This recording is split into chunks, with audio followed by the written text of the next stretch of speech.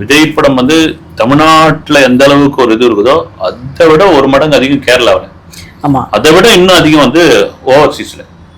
இது மூணு தான் வந்து நீங்க ஆந்திரா கர்நாடகாவில் வந்து வழக்கமா பாக்குறத பார்த்துட்டு போயிடுவாங்க. இந்த இடத்துல நீங்க கேரளாவில் ஒரு ஒரு 3 ஹீரோட படத்தை ரிலீஸ் பண்றோம் அப்படின்னா கூட அங்க வந்து கூட்டம் வரும். ஓவர்சீஸ்ல சொல்லவே தேவையில்லை. தமிழ்நாடு தான் அவங்களுடைய டார்கெட்டே வந்து. தமிழ்நாடுல ஜனநாயகனை எப்படி போய் கொண்டு போய் சேர்க்க போறோம், மூலம் முடுக்கலாம்.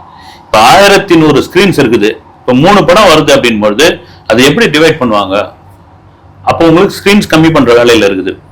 அப்புறம் பேனர் வைக்கிறதுக்கு இங்க வைக்க கூடாது அங்க வைக்க கூடாதுன்னு ஒரு தடையும் வரும். அது இது எல்லா அழுத்தமும் வரும். நீங்க சொன்ன மாதிரி கரெக்டா டிசம்பர்ல முடிக்கிறாரு, ஆடியோ லான்ச்சுக்கு வந்துருவாரு. ப்ரொடக்ஷன் நிறுவனமே அப்படி யோசிச்சிருக்க மாட்டாங்க. நீங்க கரெக்டா வசூல் பண்ணிருக்கீங்க.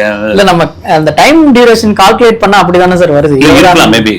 நீங்க கடைசி அந்த பிரச்சாரம் பண்றாரு இல்ல மக்கள், அந்த நேரம் கூட ஜனநாயகன் ஓபன் பண்ணலாம். அவர் வந்து அது ஒரு ப்ரொமோஷனா வந்து டீசரா ஏதாவது ஒன்னு ரிலீஸ் பண்ணாங்கன்னா கூட பயங்கரமா இருக்கும். ஆமா, அங்க பேசும்போது கடைசி கட்டமா எங்க பிரச்சாரம் பண்றாங்களா அங்க ஒரு டீசரையோ ட்ரெய்லரையோ வெளியிட்டு ஜனநாயகன் பத்தியான ஒரு பஞ்சு டைலாக பேசி அது ஐப்பு ஏத்துறதுக்கான வாய்ப்பு இருக்கு. அது அந்த மாதிரி பண்ணிட்டாருன்னா அதை வந்து ஒரு பெரிய கான்ட்ரவர்சியா கொண்டு போயிடுவாங்களே சார். இன்னும் படத்தை வந்து அவர் மறக்கல, படத்தோட ஞாபகத்துலதான் இருக்காரு அப்படின்னு சொல்லி அதை தனியா பிரிச்சு.